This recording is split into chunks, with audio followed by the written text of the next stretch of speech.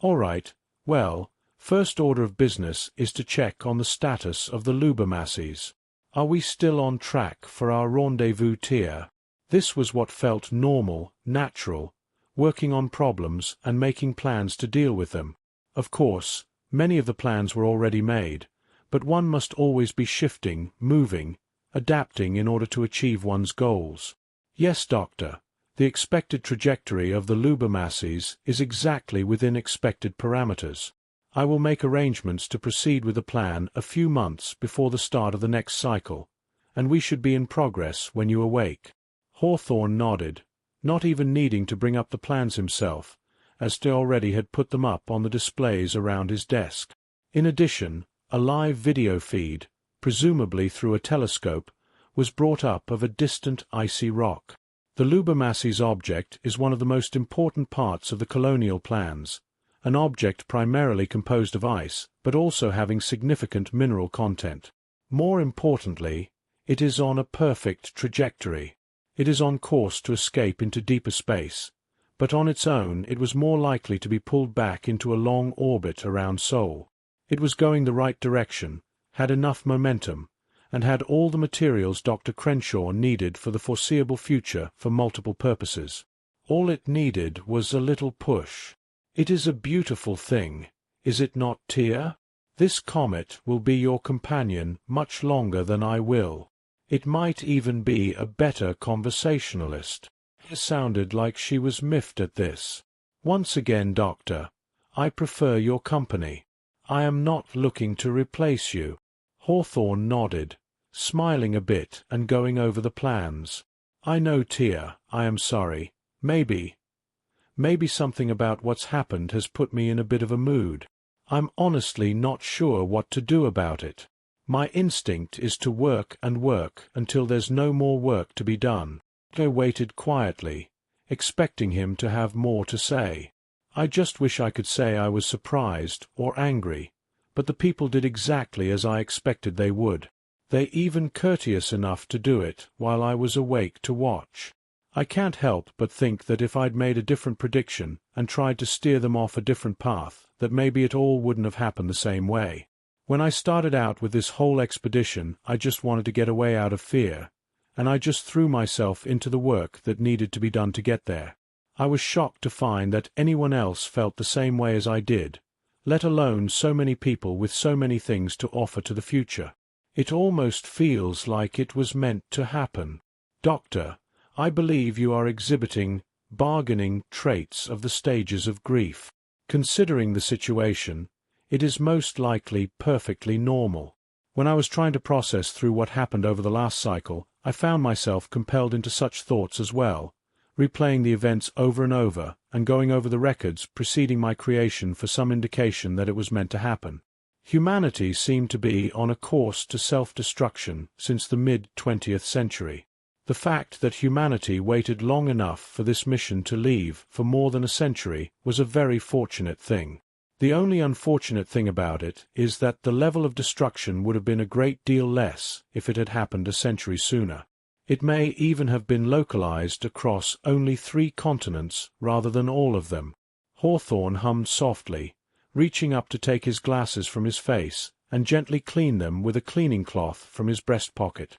You're right. That definitely sounds like grief. It also sounded like you've already moved on to the acceptance phase, considering how you addressed me when I woke up, though it could also be denial. Could you provide me with some of the reading material that you referenced, please? I could probably use something to read before bed anyway.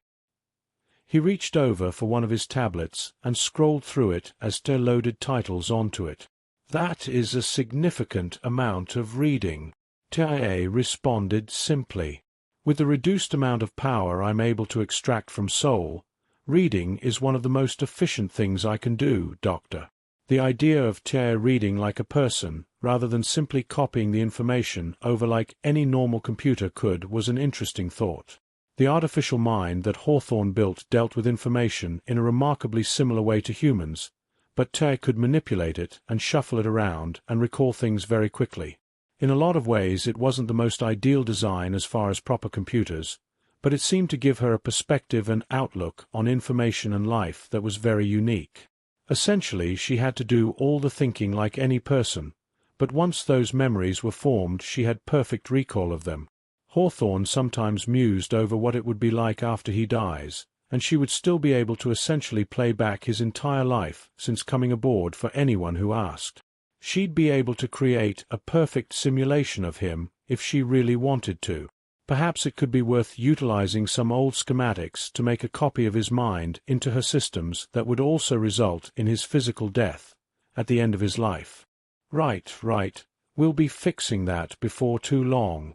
My apologies for draining your power stores to provide me life support, said Hawthorne. I didn't seem to mind.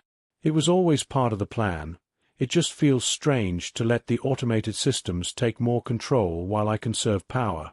The electrical systems are still sufficient to keep the systems from getting too cold due to the insulation you helped develop, but I'm having to keep a lot of systems and certain memory stores in low power states to conserve power while you're active. Hawthorne nodded and turned back to the plans on his monitors, looking them back over. Once we rendezvous with the Lubermasses, we'll be able to harvest what we need to operate the Ark for the rest of our journey. You won't have to be uncomfortable for too much longer, Tia. The Lubermasses object was essentially a comet, but since the enormous icy object wasn't anywhere near the Sun, it hadn't grown the radiant tail it otherwise would have had. Considering its trajectory, it surely must have had such a tail at one point in history, but at this point it was being thrown back out towards the Oort cloud at a pretty perfect angle for the mission's purposes. The Ark came into close proximity of it and cut its propulsion for some time while using thrusters to maintain a safe distance and launch a number of drones with pieces of equipment that were arranged remotely by TIA. There were several key components to this, including a minerals extraction and materials fabrication device, a series of thrusters not unlike those mounted on the Ark, and a number of super-efficient radioisotope Stirling generators to power the ion thrusters.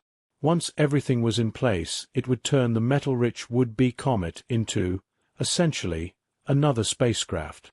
The technologies, like much of the Ark systems, were remarkably simple, owing to the necessity that every piece of equipment have the longest possible lifespan.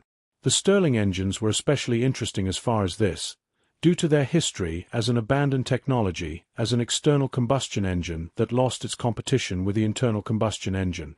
The primary concept was to utilize a closed system to drive a pair of pistons by applying heat to the gases within to create a simple back-and-forth motion between the pistons.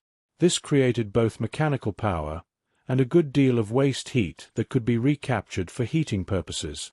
The Stirling engine had a revival in the early 21st century for a brief period, but was again abandoned until Dr. Crenshaw and his team identified it as useful for their purposes.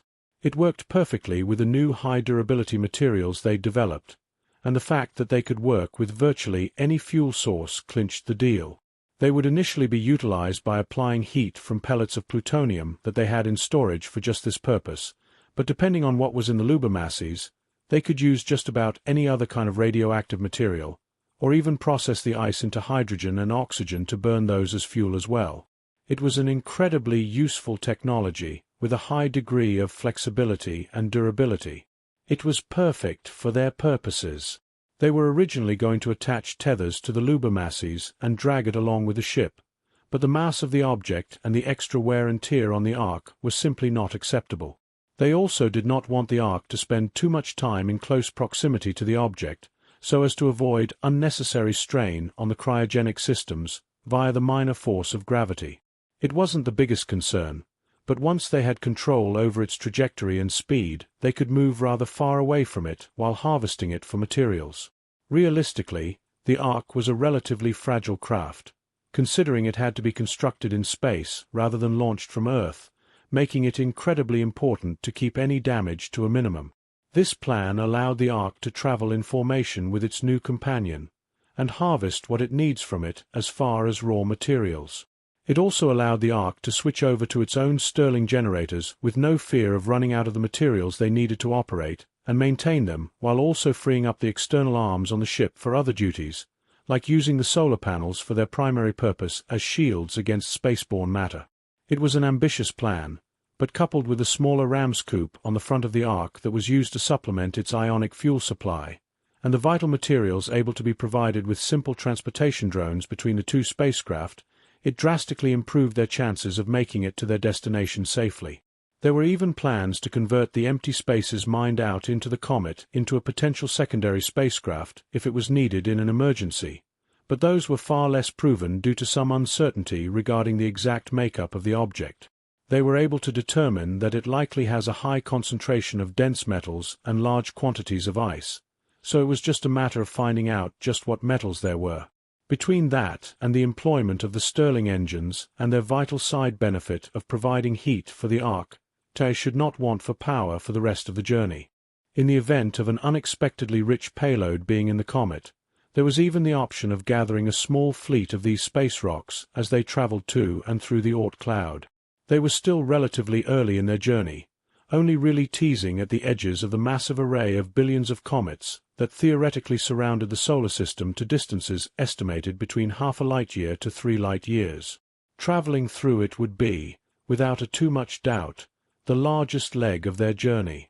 It was entirely possible that a similar cloud existed around Alpha Centauri as well, and could mean that their entire journey would be through this massive frozen wasteland of space debris. The objects were likely not in close proximity to each other, thankfully, so they could be easily avoided, but if they wanted to gather any other companion comets like the Lubermasses, they needed to get lucky and pass near other such objects. The wildest dreams of the mission included a massive fleet of such objects by the time they arrived at Alpha Centauri with coordinating them, which could well make finding a habitable world completely unnecessary, though still highly desired. Tia, were there any plans for what we might do if we decided to colonize the Oort cloud? It doesn't seem impossible to consider that people could live out here almost indefinitely, as long as they were good about utilizing the resources. Hawthorne sat there rubbing at his chin, considering the idea of a backup plan for humanity becoming a nomadic space-borne race.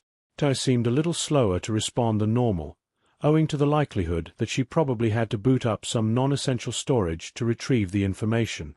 There are postulations for such plans, but considering that I will be the first man-made object to reach the expected distance of the Oort cloud while still having my computational capabilities intact, any such plans depend highly on what we find out here. The Lubermasses may be the only such object we encounter. I will endeavor to survey and catalogue everything I observe while crossing interstellar space. Good, he replied. There are an uncomfortable number of unknown factors still ahead of us, but I'm feeling better about our chances now that we'll be able to harvest the Lubermasses. Doctor, I'm curious about something. Hawthorne almost swooned at hearing that.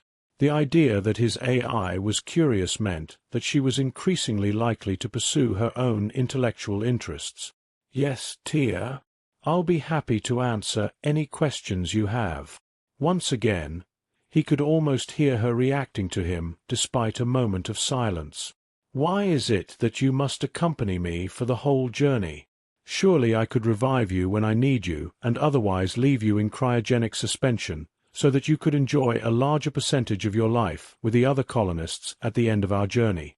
Hawthorne appeared struck by that question, sitting back and resting his hands in his lap. Because you're not responsible for their lives, Tia, I am. You are certainly our guardian, and we would never be able to make the journey without you, but these people put their lives in my hands, and it is my duty to see the journey through.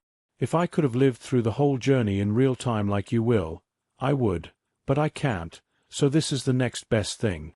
I also feel like it's my responsibility to not just leave you alone out here, and do my best to guide you into the person you will become.